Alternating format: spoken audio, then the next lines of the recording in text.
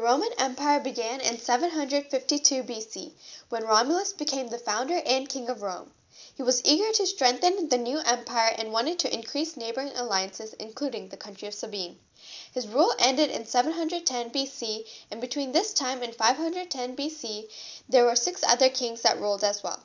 The 7th and final king, Tarquinius Superbus, ruled from 534 to 510.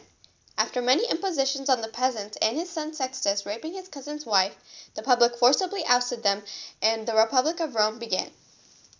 Good friend, I realize that if we want to build Rome and be successful, we need alliances.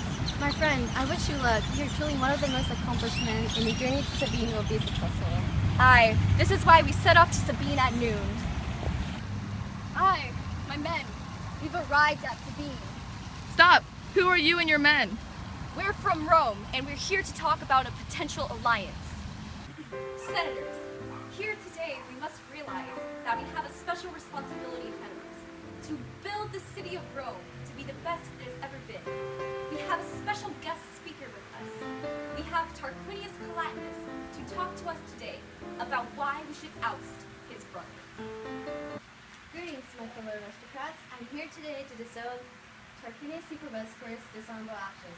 Not long ago, he had raped my wife Lucretia violently and guiltlessly. Also, he has ruled us as a tyrant and villain. Men, today we welcome in a new era of Rome. Thank you for that message, Tarquinius Collatinus.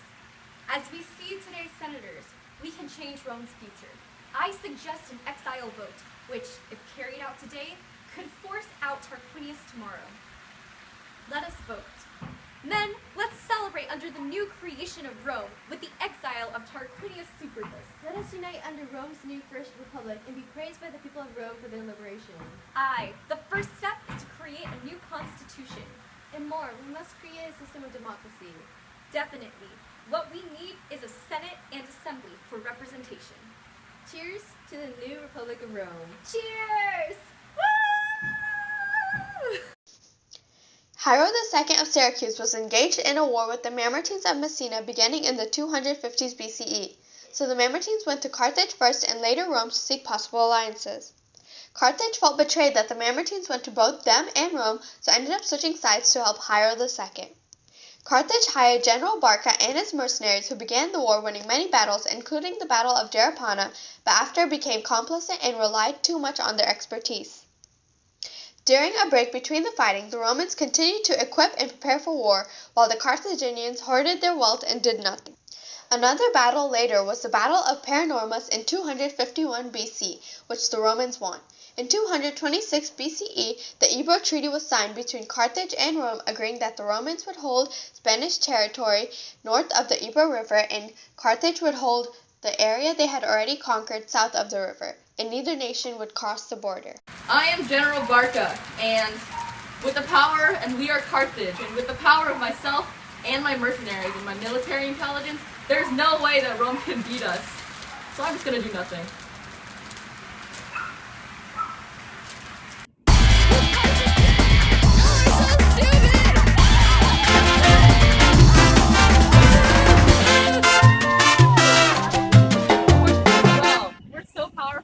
I know! In just one battle, we've become the strongest state in the Western Mediterranean. Woo! Woo!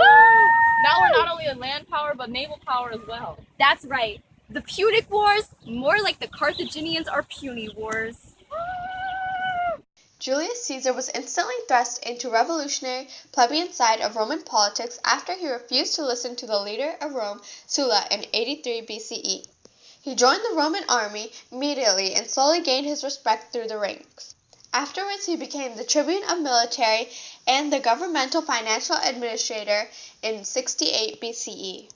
Later, in 63 BCE, Caesar became the Pontifex Maximus, the chief priest of the religion of Rome. In 59 BCE, Caesar was elected consul despite efforts by the Senate. He forms the triumvirate with his friends Cassus and Pompey. They control land distribution and give much of their money to their family members and friends. Julius, you will die! No! I am Julius Caesar, and I have defeated hereby look towards you as our supreme military leader and elect you as our tribune.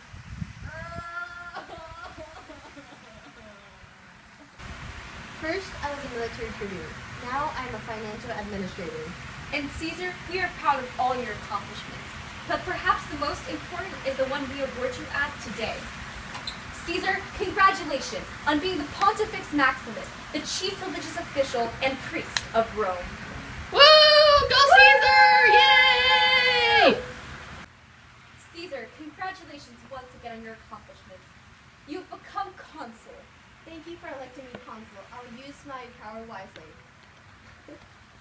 Caesar, congratulations on your accomplishment of becoming consul. I hope you will use your power wisely.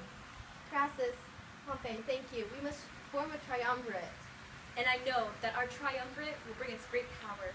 Now, if you excuse me, someone is calling my name. Now for me, I think that we should make it so that a lot of my soldiers get land grants. What do you think, Senate? No! That's not allowed! Misuse of power! You can't have that power! What are you talking about? I don't know what you're talking about. No triumvirate for Rome! Who that word? Your power! Caesar's becoming powerful. He's going to overthrow the Senate. We need to do something about this to terminate the problem. Did you hear? He's been named a dictator perpetua, which is basically a monarch. He's going to leave in March. The people are going to be in charge. Why do we have to listen to him? That's right. We shouldn't have to. We need to kill him. Yeah. I agree. Men, let's get to work. Yep.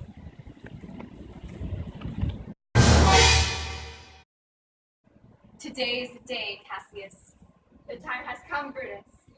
Today, we kill Caesar.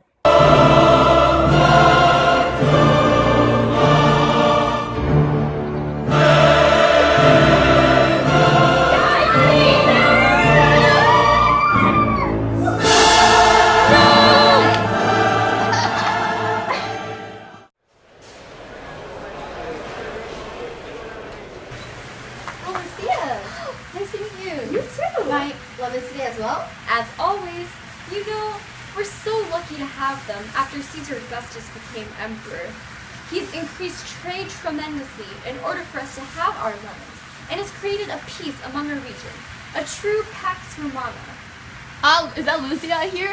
Yes! Hi, good morning to you as well. On the topic of Pax Romana, isn't it amazing that our republic has transitioned to an empire? Yeah, hello. Did I hear empire? You know how much I adore Octavian. In fact, last week I saw him giving a speech at the Flavian Amphitheater. Wow, that's very interesting. Do you know what else is interesting? These bell peppers. These bell peppers are like really amazing. You know how much us Romans like to eat. I love food. In fact, I actually eat the Mediterranean triad diet 3 times a day. On the topic of food, my slave cook makes amazing banquet meals. In fact, we're having a dinner tomorrow night celebrating the new Roman Empire, and you are all invited. Oh, that sounds really amazing. I'm sorry, but my husband and I actually have to go to chariot race tomorrow at the Circus Maximus. So we will be going now with our food. Well, Bye-bye. I'm in. All right.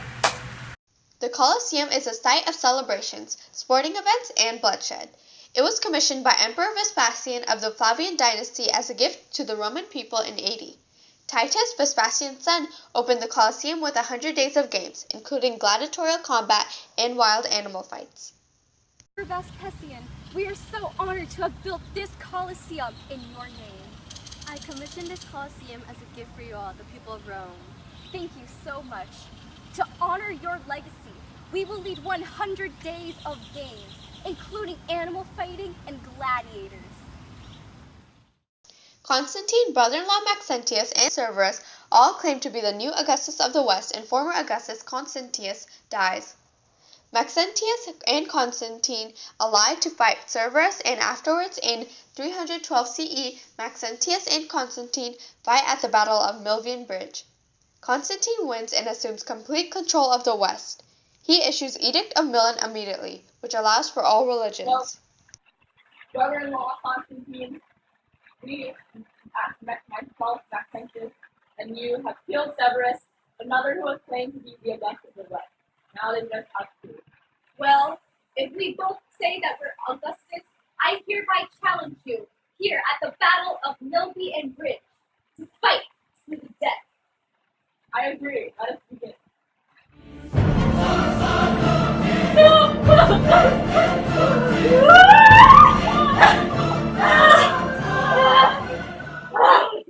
Here, at the Battle of Milby and Bridge, I, Constantine, reign victorious, and I am now the leader of the entire West.